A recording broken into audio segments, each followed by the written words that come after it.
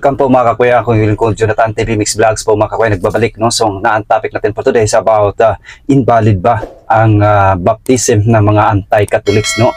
So ito bibigyan natin diin po mga kakuya. So akala siguro nila ay valid no. So itong pag-usapan ngayon po mga kakuya na invalid ba ito ang mga binyag ng mga anti-Catholics no. So alamin natin ayon po sa Biblia at ayon po sa ating mga church fathers at sa ating turo ng ating inang simbahan no.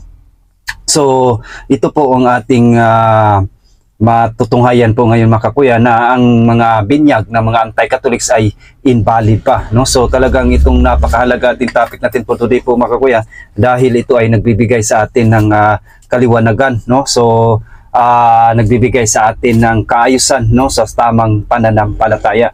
So ayon sa simbahang Katoliko, para maging valid ang binyag, kailangan daw paano maging valid, para maging valid daw ang binyag, kailangan gamitin ang tamang formula, Trinitarian formula sa ngalan ng Ama at ng Anak at ng Espiritu Santo. Ayon po yan sa Matthew 28 verse 19 po mga kakuya. So yan po ang tamang binyag na inutos ni Kristo sa kanyang mga alagad. No, kailangan ang formula ay Trinitarian po mga kakuya no. So gamitin ang tubig bilang simbolo ng paglilinis no. So pwede buhos, pwede lubog no. So yan po ang pamaraan, tatlong pamaraan niya, pwede wisik po mga kakuya ang pamaraan sa pagbinyag no. So ang importante dito ay yung formula no, dapat Trinitarian at may tubig at pwede buhos, pwede wisik, pwede lubog no. So may intensyon ang nagbibinyag na gawin ang binyag ayon sa gusto ni Kristo po mga kakuya no. So talagang yan po ang tamang konteksto po mga kakuya no. So talagang napapansin natin ang mga anti-Catholics no, nakabasa lang ng Biblia, nagtayo na agad ng sikta tapos nagpabinyag pa no. So mamaya tatalakayin din natin paano naman kung ang ibang sikta na gumagamit ng Trinitarian, invalid ba? So yun ang tanong po mga kakuya, invalid po yun no, valid po yun no. So tinatanggap po ng ating inang simbahan yun no mga kakuya na ang Trinitarian kahit sikta sila o outside the church no, sa Panginoong tinatawag natin Panginoong Hesukristo no, tinatawag ng inang simbahan yun na valid no, basta one baptism no, basta Trinitarian ang gamit no. So ang formula may tubig at sa paanong paraan, lubog o buhos no ang kanilang ginagamit na paraan.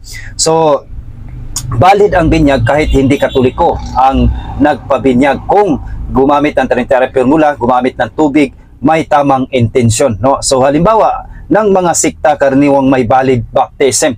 So ito dito may example po tayo na mga gumagamit ng Trinitarian formula sa kanilang binyag, itong baptist no, in evangelical born again no. So Presbyterian, Methodist, Anglican, Lutheran, so yun po ang mga yan po ang mga example na gumagamit ng Trinitarian kahit sila ay labas sa ating inang simbahan. So yan po ay itinuturing na valid no sa baptism nila no. So dapat talaga Trinitarian. So mga hindi gumagamit ng Trinitarian, invalid po yun po mga kakuya, hindi sila matatawag na anak ng Diyos. So panoorin nyo ang ating video no. So meron na tayong upload na paano naging matatawag ng isang tao na anak ng Diyos no. So mag-umpisa po yun po mga kakuya sa binyag. Kailangan tama ang ating binyag ayon sa utos ng ating Panginoong Hesukristo. Kahit sila ay anti-Catholics, valid pa rin kung susunod ng tatlong kriteria sa taas no. So yun pong ating Trinitarian, tubig at may paraan sa pagbuhos ba o lubog no. So invalid ang binyag kung hindi ginagamit ang Trinitarian formula. So nakakatakot po ito mga kakuya, invalid daw. Ikalawa, hindi ginamit ang tubig. Ikatlo, mali ang pagkaunawa sa banal na Trinidad, halimbawa naniwalang hindi Diyos si Kristo. So napakadelikado po mga kakuya sa mga taong hindi naniwala na Trinitarian. So yan pa naman ang tamang baptism ng sabi ng ating Panginoong Hesukristo. Kaya nga delikado dito, hindi sila matatawag na anak ng Diyos no. So halimbawa ang kadalasang invalid ang binyag. So nagbibigay po tayo dito ng mga example din po mga kakuya. Iglesia ni Cristo ay INSI, tatag ni Felix Manalo, hindi naniwala sa Trinity. Jehovah Witnesses, maling pagkaunawa sa Diyos no. So talagang ito yung Mormons no, ibang pananampalataya sa Trinidad. Ito isa lang ito po mga kakuya na hindi talaga naniwala, kasama dito ang mga Muslims, no? So na hindi sila naniwala sa Trinitarian talaga. So talagang nakakatakot ito po mga kakuya, kapag ito yung kapag invalid nga ang ating binyag, hindi tayo makapasok sa kaharian ng Diyos, no? So depende na lamang po, no? So napakahalaga ang binyag dahil yan po ang tatak sa atin ng Diyos, no? Bilang anak niya, no? So hindi lang physical kundi spiritually, no? So hindi na tayo maagaw kailanman kay Kristo kapag nabinyagan tayo ng Trinitarian. Yan ang patunay tatak ng atin sa atin ng Diyos po mga kakuya, no? Tanong, kung ang isang anti-Catholics ay gustong magbalik loob sa simbahan, suriin muna ng pari kung valid ang kanyang binyag, kasi una talagang tinitingnan to yung kanyang baptism, no? Kung saan ba siya kailangan pinaimbestigahan dito, kung nabinyagan na ba siya dati sa Katoliko at lumipat ng nahugot ng na-invite ng ibang sikta, so hindi na siya kailangan binyagan. Pero kung galing naman siya sa ibang sikta, lumaki siya at Trinitarian pa rin ang binyag niya doon, hindi na rin siya binyagan kasi isang baptism lang po mga kakuya, no? So ang gagawin lang sa kanya, bibigyan ng catechism po mga kakuya, i-catechize siya, no? At mga ituturo sa kanya ang mga turo ng ating inang simbahan.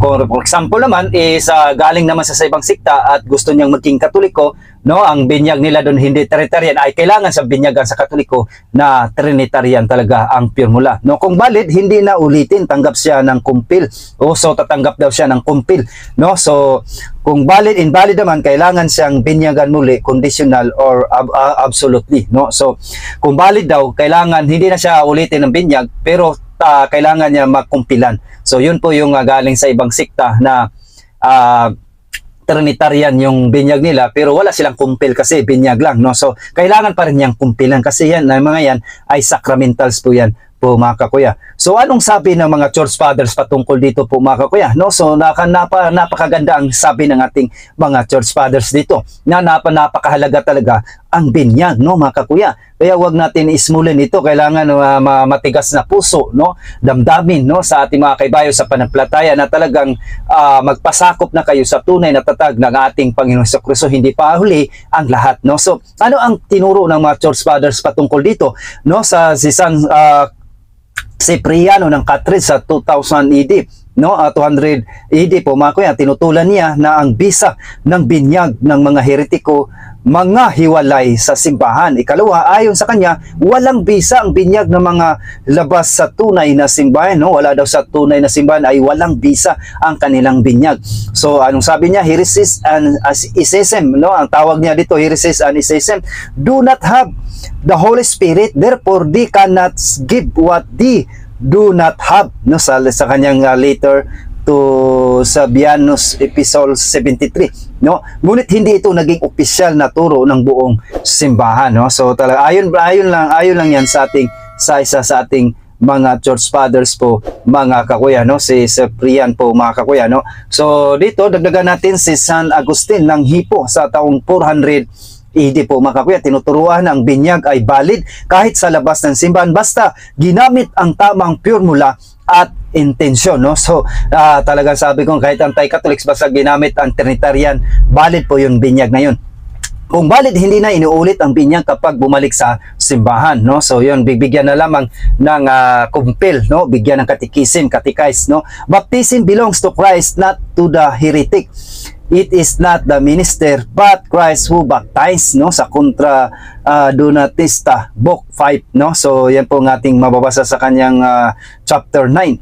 Siya ang pinanigan ng simbahan, dahil dito naging malinaw na hindi inuulit ang valid na Trinitarian daw. So sa kanyang so hindi daw inuulit ang valid na Trinitarian baptism kahit mula sa labas ng simbahan, no? So parehas lang talaga sila ng mga conclusion, no?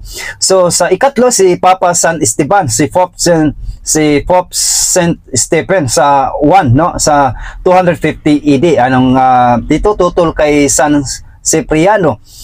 Ikalawa, sinabi niya na hindi na dapat ulitin ang binyag basta ito ay Trinitarian, no? Let there be no innovation beyond what has been handed down, no? So ipinaglaban niya na ang validity ng binyag ng heretics kung may tamang form o Ama, Anak at ng Espiritu Santo. So napakaganda kanilang mga sinabi, no, sa mga church fathers natin po, mga kakuya, na talagang tama, no? So nagkaisa sila sa kanilang mga turo. So ayon dito sa dugma ng ating inasimbahan ngayon sa Council of Trent sa Catechism 12 paragraph 1256 hanggang sa 1258 po, mga kakuya, ito po ang ating mababasa. Anyone may baptize in case of necessity, even a non-believer, provided they intend to do what the church does and use the Trinitarian formula, no? So yan po ang iyang valid ba ang binyag. Ang mga heretics, sabi ng mga church fathers, sabihin, no? So talagang yan po ang sabi ng dugma ng simbahan sa Council of Trent, no, sa Catechism of the Catholic Church, paragraph 1256, paragraph hanggang sa 1258 po, mga kakuya, no? So talagang napakaganda, no, sa ating mga church fathers, nagkaisa talaga, no? So talagang invalid talaga ang binyag kapag hindi ginagamitan ng Trinitarian formula.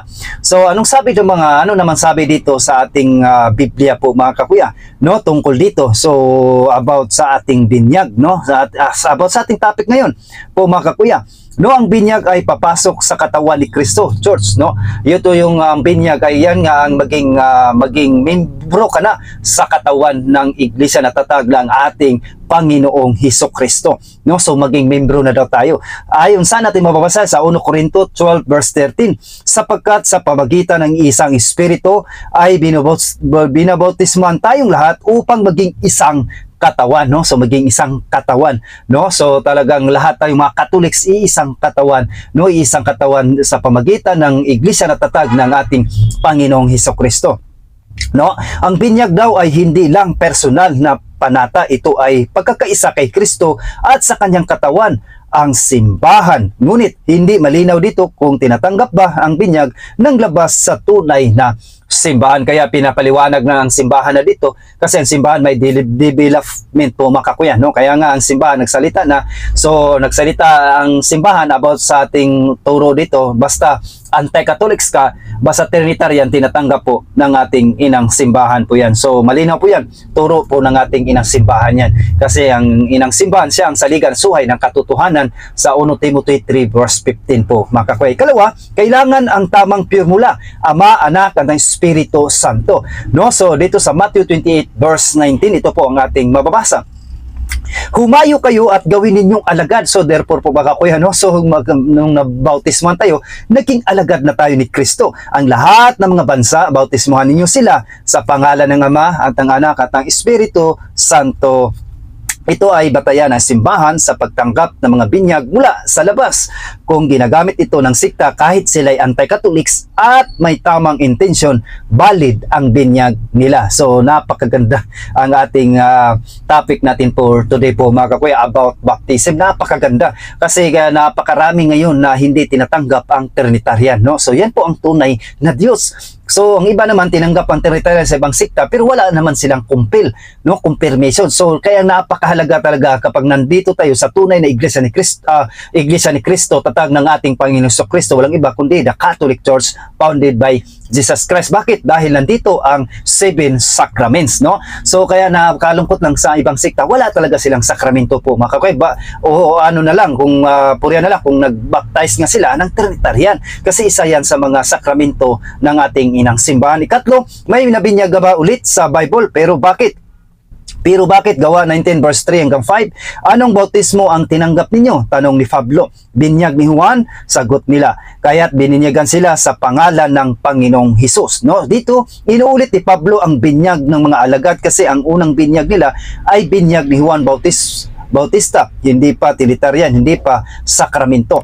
So ipinakita nito na hindi lahat na nabinyagan ay valid, kailangan itong ayon sa kay Kristo, no? So talagang napakaganda ang ating nating talakayan ngayon po, mga kabayan, na talaga nagbibigay sa atin ng inspirasyon.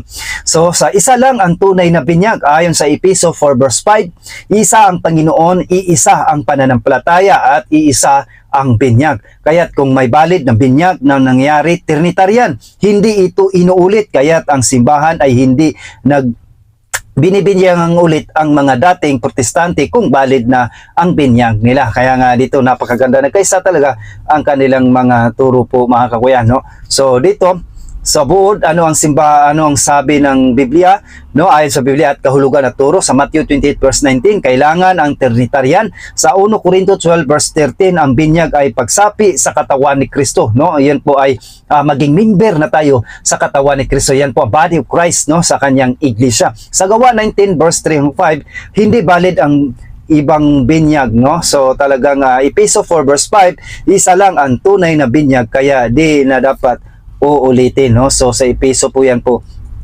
mga kakuya, no? So kaya nga itong ating mga anti-Catholics po mga kakuya, na nakakalungkot lang lalo na po sa hindi tinitanggap ang Trinitarian po, no? So kaya kung ang anti-Catholics group ay nagbinyag na sa pangalan ng Ama, ng Anak, ng Espiritu Santo gamit ang tubig at ng tamang intention, valid ang binyag nila ayon sa Biblia at sa simbahan, no? So kung hindi, halimbawa Jehovah Witnesses, INC Witnesses, invalid ang kanilang mga binyag dahil nga hindi nila sinusunod ang Trinitarian po mga kakuya. So napakaganda ang ating topic natin for today po mga kakuya, kaya ipanalangin natin sa mga taong hindi pa tinanggap ang Trinitarian po mga kakuya. So nakakalungkot lang, no? Kailangan natin sila ipagdasal na sana matagpuan nila ang tunay na binyag na inutos talaga mismo ni Kristo, na dapat Trinitarian talaga ang binyag, dahil yan ay palatandaan na tayo na binyagan ay tayo na ay sakop na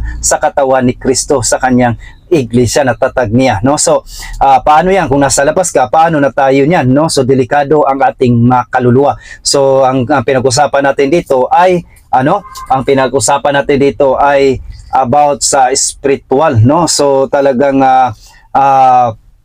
about sa ating kaligtasan, no? So napaka-importante ang binyag po mga kakuya, dahil kung hindi tayo nabinyagan, no, at katulad ng mga INC, Jehovah Witnesses, mga Muslims, no? So nung isinilang sila, anak lang sila ng nanay nila, anak lang sila ng tatay nila, dahil hindi sila nabinyagan ng Trinitarian. So hindi sila matatawag na anak ng Diyos. So meron tayong topic po mga kakuya, ililink ko lang dito yung paano tayo naging matatawag na anak ng Diyos, no? So sa yun nga, sa binyag, dito natin nakukuha ang binyag para matawag tayo anak ng Diyos. Dapat Trinitarian, formula, at gamit ang tubig na malinis na tubig at tamang intensyon. So gamit ang tamang paraan sa binyag, buhos ba o puring, no? At lubog, no? So or wisik, no? So yan ang tatlong paraan sa paggamit ng binyag, no? So muli, maraming salamat at God bless po sa ating mga kakuya, no? So nawa mag-aaral at magsuri at ay panalangin natin ng mga anti-Catholics na hindi pa tinatanggap ang Trinitarian po mga kakuya, no? Sa nag-iisang Diyos na may tatlong persona. Muli, maraming salamat. Pro Dio Iglesia po mga kakuya.